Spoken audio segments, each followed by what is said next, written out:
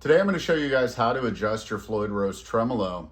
There's really only a couple of things that we got to look at when we're making adjustments to the tremolo, and it's really pretty easy once you know what you're doing. So this particular Floyd Rose is the Ibanez Edge Pro tremolo, and it doesn't matter what brand of Floyd Rose you've got, if it came off an Ibanez or if it's on a Charvel or a Jackson or any other brand. The procedures are pretty much the same. So the two things we're going to look at today are going to be our intonation as well as the angle of the tremolo to the body of the guitar. Let's check it out. First thing you want to check out is going to be the angle of the tremolo to the top of the guitar. Ideally, the base of the tremolo should be parallel or level with the top of the guitar, meaning that if our tremolo, when the guitar is at tune, the tremolo is sitting up like this, then we've got to make an adjustment on the spring claw on the back. If the tremolo is sitting back like this to where it's inside the guitar, if you've got a recessed cavity, then we need to make an adjustment on the claw. Once this is set up, if you don't change string gauge and nothing else changes, you really shouldn't have to make any adjustment to that. Now, that's not to say that after a period of time, your springs can wear out. So you should periodically check your springs, and springs aren't that expensive. So not a bad idea every so many years to replace your tremolo springs. So when we're going to make adjustments for this, if it's a new guitar or you're changing string gauge, you've got to take this cover off and we can access the claw. Now, on Ibanez guitars, they've already got these little slots here for our Phillips head screwdriver to go into, but I'm going to take the cavity cover off so we can see the claw inside there. Now would be a good time to go ahead and smash that like button for me too. So to adjust the spring claw on most guitars, you have to remove the cavity cover here. Ibanez is pretty cool that they've put these slots in it, so you don't have to keep removing this cover to get to the claw in the back of the guitar there. However, I opted to remove the cover just so we can see what it looks like in there. So when your guitar is tuned up, if your tremolo is too high in the back or your bar is too close to the guitar, then you need to tighten these two screws up right here.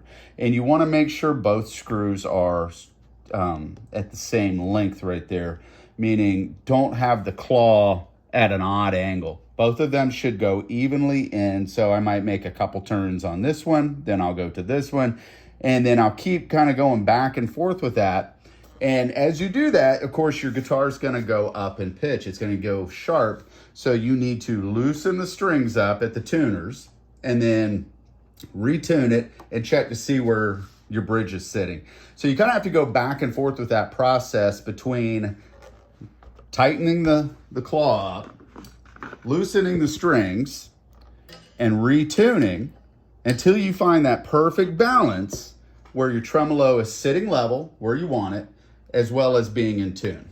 Now, I did mention that it's pretty easy to get one of these set up. However, it can be a little tedious as you're kind of going back and forth between tightening the claw up, loosening your tuning post to take the pressure off the strings, because now all of a sudden everything's sharp, seeing where the tremolo sits when it's at tune, and then kind of going back and forth with that process until you get the tremolo stabilized.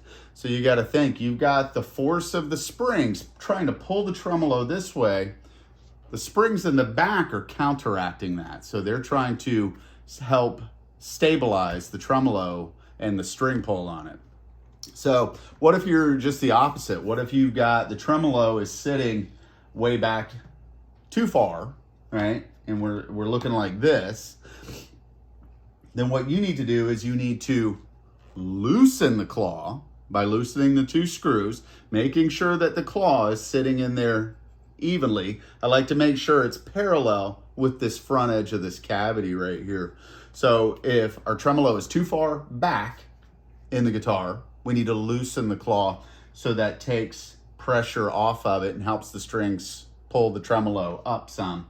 And then you'll have to just kind of go through that tuning process again, and you have to go back and forth between that until you find that happy balance of tremolo sitting flat and level with the guitar in tune. Now let's talk about the intonation on the guitar. What is intonation? Intonation is the ability for the guitar to be in tune when you're fretting notes.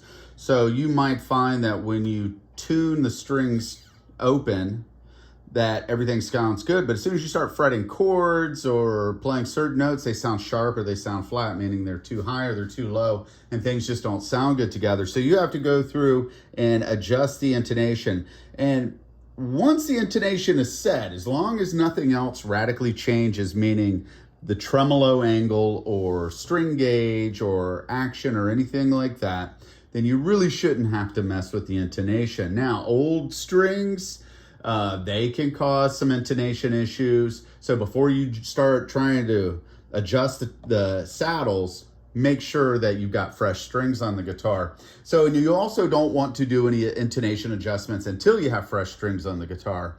And you have to make sure the guitar is in tune.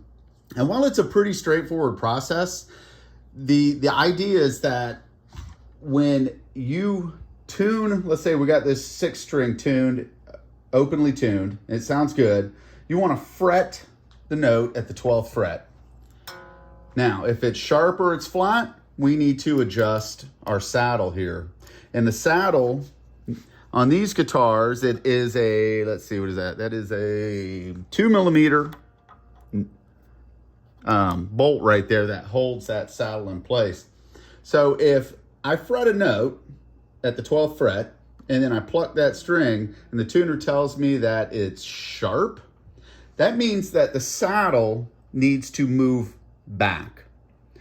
If I fret the note and it's flat at the 12th fret, then I need to move the saddle forward. So the easiest way I can remember which direction to go is fretted, flatted, forward. Meaning that if you fret the 12th fret note and it's flat, move the saddle forward.